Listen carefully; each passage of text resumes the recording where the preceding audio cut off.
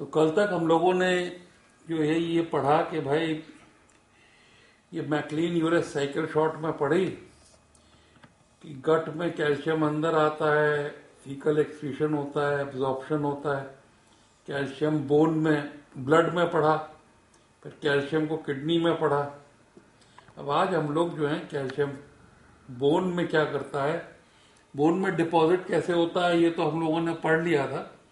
पर अब बोन में करता क्या है और उसकी डेफिशिएंसी में क्या हो सकता है,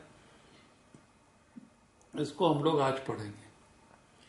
अब इसके में आपको हमने ये बताया था कि ग्लोमेरुलस होता है तो ग्लोमेरुलर रिकेट होती है, उसके बाद प्रॉक्सिमल कन्वोल्यूटेड ट्यूब्यूल वाली रिकेट होती है, उसके बाद डिस्टल कन्वोल्यूटेड ट्यूब्यूल वाली रिकेट होती है, पैरेन्काइमल रिकेट होती है।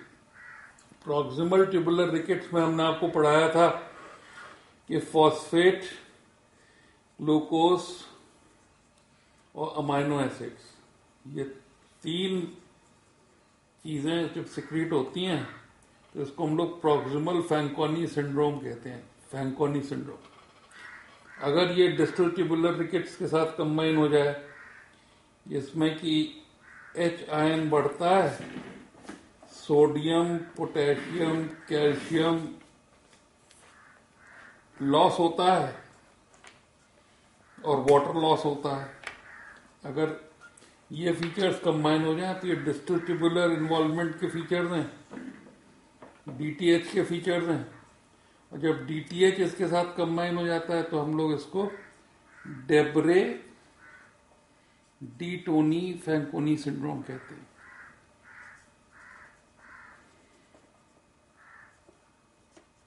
और इसमें हमने फिर ये भी पढ़ाया था कि कभी कभी proximal tubular involvement cystine deposit की वजह से होता है, और सिस्टीन डिपॉजिट में स्वैन नेक डिफॉर्मिटी होती है।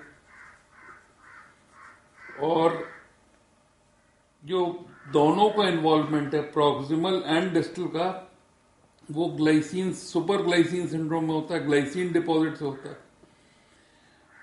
तब इस सिंड्रोम को हम लोग कहते हैं लिग्नैक फैंकोनी सिंड्रोम। तो ये लिग्नैक फैंकोनी सिंड्रोम का नाम पिछली बार नहीं बताया था। तो अब इससे जनरली ये हम लोगों को पता चल गया कि भाई कैल्शियम की कमी कब हो सकती है और कैल्शियम की एक्सेस कब हो सकती है। और जनरली ब्लड में एक्सेस और कमी दोनों प्रॉब्लम क्रिएट करती है, और किडनी किस तरह से कैल्शियम लेवल्स को रेगुलेट करती है, ये हमने पिछली बार बात बताई थी। आज जो हमारा जो क्लास स्टार्ट होता है वो ये है कि भाई बोन में दो चीज है, एक ऑस्टियोइड है, ऑस्टियोइड का इस तरह का नेटवर्क है, और दूसरा इस ऑस्टियोइड में डिपॉजिट होता हुआ कैल्शियम है। तो ये कैल्शियम है। तो जैसे कि कंक्रीट होती है तो उसमें छड़ें होती हैं और छड़ों में सीमेंट होती है। तो छड़ जो है या ऑस्टियोइड जो है, इससे मिलती है टेंसाइल स्ट्रेंथ। मतलब अगर बेंड भी हो जाए तो भी ब्रेक नहीं करेगा, रेजिस्ट्स ब्रेकिंग ऑन बेंडिंग। और इससे मिलती है, ये मिनरल है, मिनरल से मिलती है कॉम्प्रेशनल स्ट्रेंथ। और कॉम्प्रेशनल स्ट्रेंथ का अर्थ है कि बेंड ही नहीं करेगा, रेजिस्ट्स बेंडिंग। तो बेंडिंग नहीं करेगा, और बेंड करेगा भी तो ब्रेक नहीं करेगा। ये जो है दो तरह की स्ट्रेंथ बोन में होती। तो ऑस्टियोइड को डिपॉजिट करने के लिए कैल्सिटोनिन रिस्पॉन्सिबल है, और ये कैल्सिटोनिन की अगर डेफिशिएंसी हो जाए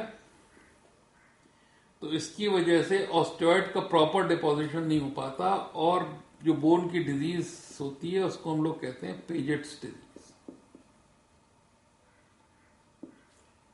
पर अगर मिनरल का डिपोजिशन नहीं हो पाता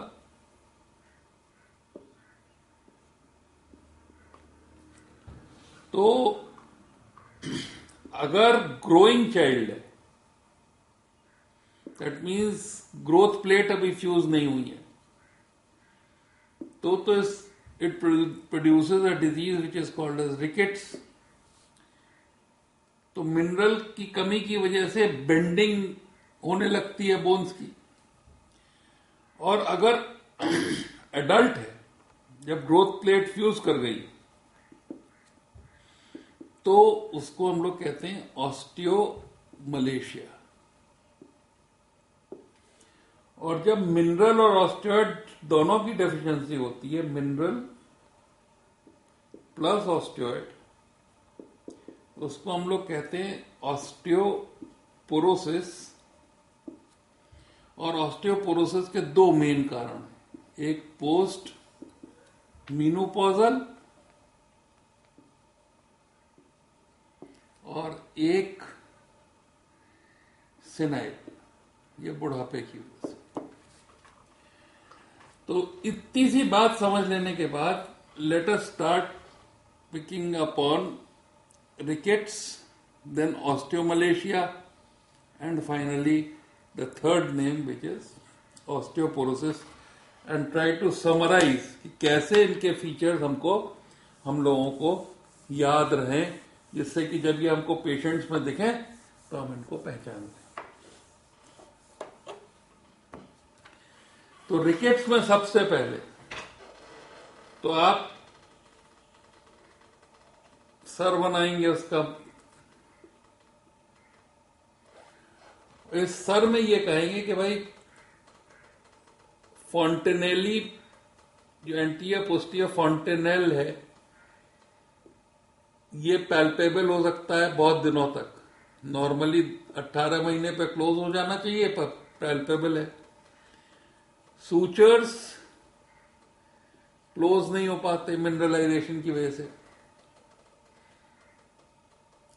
so they don't close.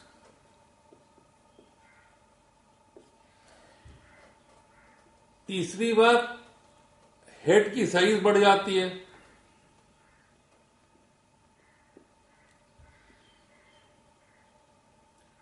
चौथी बात, ये फ्रंटल और पैराइटल प्रोमिनेंसेस बढ़ जाती हैं। तो ऊपर से फ्रंटल और पैराइटल प्रोमिनेंस बढ़ जाती हैं।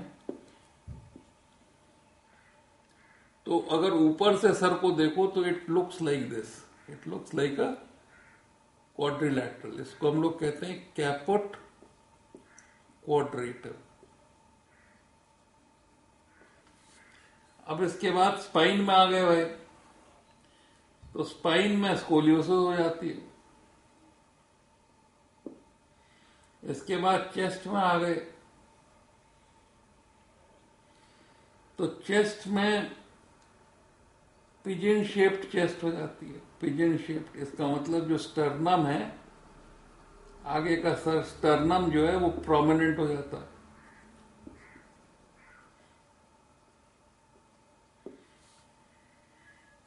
इसके बाद हम लोग जो नेक्स्ट साइन देखते हैं वो रिस्ट पे देखते हैं। तो रिस्ट पे साइन समझने के लिए जो सिंपल सी बात है वो समझने की है, वो ये है कि अगर ये रेडियस है और यहां पे हम ग्रोथ प्लेट बना रहे हैं, एक्टिव विटामिन डी है भी, तो आयोनिक कैल्शियम नहीं है। आयोनिक कैल्शियम इसलिए नहीं है कि कीलेटिंग एजेंट है,